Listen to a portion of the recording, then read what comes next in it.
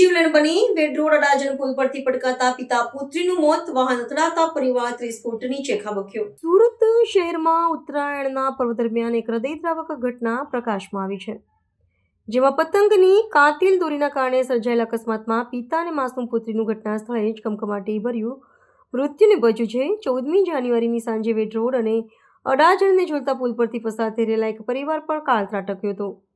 પતંગની દોરી ગળામાં આવી જતા ચાલકે કાબુ ગુમાવ્યો હતો અને આખો પરિવાર પુલ પરથી નીચે પટકાયો હતો, જેના કારણે ઉત્સવનો માહોલ માતમમાં ફેરવાઈ ગયો હતો।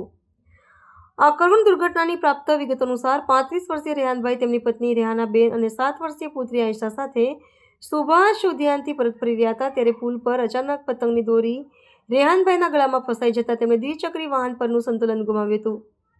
વાહન રસ્તાના વિભાજક સાથે અથડાતા ત્રણેય સભ્યો અંદાજે 30 થી 40 ફૂટની ઊંચાઈથી નીચે પટકાયા હતા, જેમાં માથાના ભાગે ગંભીર ઇજાઓને કારણે પિતા પુત્રીનું કરુણ મોત નીપજ્યું હતું, જ્યારે પત્ની નીચે ઊભેલી રિક્ષા પર પટકાતા તેમનો જીવ બચી ગયો હતો।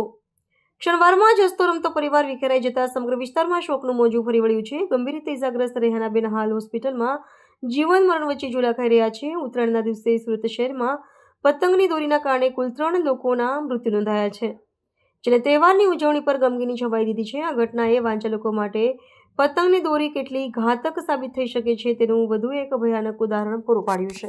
मेरा नाम इकबाल मूसा पटेल। इकबाल भाई, क्या हुआ था आपके साथ, कौन सा हादसा हुआ? ये मैं गाड़ी यहाँ रख के साहब पीने आया था और चाय पी के गाड़ी चालू करने गया, जैसा ऊपर से धर्म करके ऐसा कुछ गिरा है, क्या गिरा क्या नहीं पता नहीं, देखा तो ऊपर से लेडीज गिरी रिक्शा के ऊपर और मेरा जी एकदम घबरा गया था कि बाहर निकल के देखा तो लेडीज गिरी हुई थी।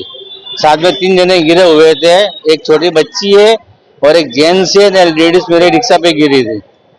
अब उन लोग को जैनब हॉस्पिटल में लेके गए हुए हैं, तो मेरे हाथ में भी लगा हुआ है, थोड़ा बहुत नाक पे लगा है। अकेला नहीं। मेरा नाम शेख फरहान।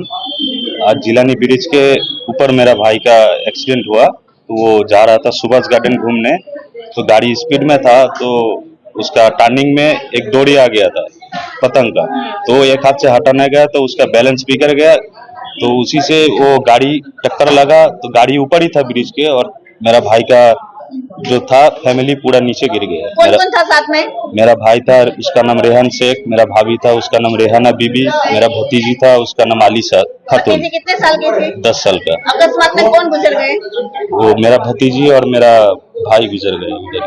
अच्छा, भाभी की हालत कैसी है? भाभी की हालत अभी तो आईसीयू में है, उसका पैर टूटा है।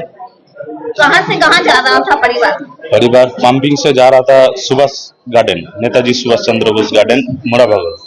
क्या कहना चाहते हो? क्या कहो, अभी एक्सीडेंट हो गया। अभी ये ब्रिज तो बंद रहना चाहिए था, सभी फ्लाईओवर बंद था, यही चालू था, तो उधर पुलिस वाला रहना चाहिए था, तो कोई नहीं था, तो सब लोग ब्रिज में चढ़ गया, वो भी चढ़ गया। कौन से इलाके में ये अकस्मात हुआ है? जिलानी ब्रिज। अभी बॉडी कौन से इलाके में है? ये भी जैनब हॉस्पिटल में है।